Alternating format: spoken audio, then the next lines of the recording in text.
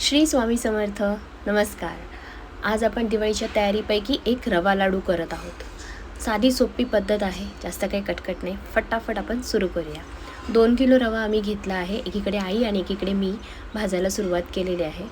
इथे आम्ही रवा थोडाफार भाजत आल्यानंतर हळूहळू थोडं आम्ही तूप घालत आहोत. एकदम तूप नाही घातलेलं आहे, कारण मग त्यामुळे अंदाजा चुकण्याचे चान्सेस असतात. 2 किलो रव्यासाठी आम्ही अर्धा किलो तूप वापरलं आहे आणि दोन्हीकडे तुपाचा समान भाग करून आम्ही हे रवा फ्राय करून घेतला.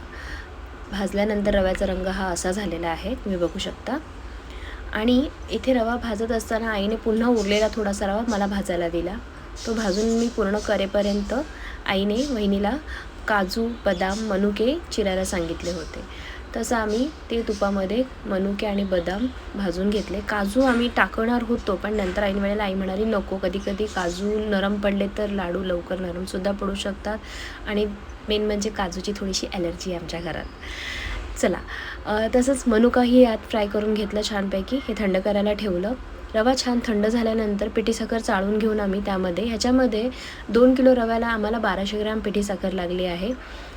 थोडंसं गोड आमच्याकडे जास्त लागतं म्हणून. आता इथे मी साखर छान मी चाळून घेत आहे. चाळून घेतल्यानंतर, कारण की ऑलरेडी पिठी साखर वापरत आहोत तर दळायचा प्रश्नच नाही. आणि ती चाळून घेतलेली साखर आम्ही हळूहळू चमच्याने मिक्स करत आहोत. थोडा रवा गरमच होता, पण सहन करण्या इतका होता, तर अशा पद्धतीने मी तो एकत्र करण्याचा प्रयत्न केला. व्यवस्थित असं मिक्स करत हे बघा, तुम्ही बघू शकता पांढरा जिथे भाग दिसेल आई तसं मला सांगत होती इथून घे, कारण की ते कुठेही पिठी साखर राहू नये म्हणून मी नंतर हे 2 हाताने असं चोळून घ्यायला सुरुवात केलं.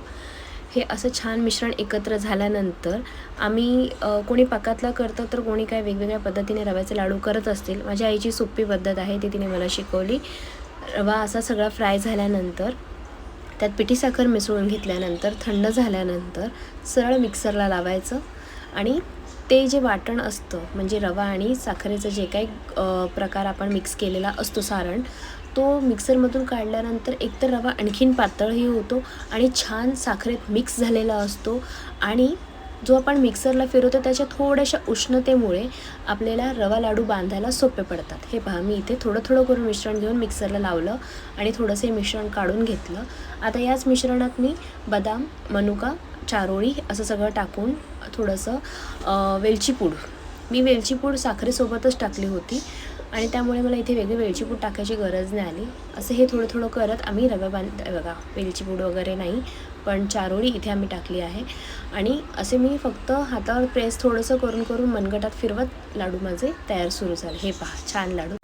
माझी ही रेसिपी आवडल्यास नक्की लाईक करा, शेअर करा, सबस्क्राईब करा. दिवाळीच्या खूप शुभेच्छा. श्री स्वामी समर्थ.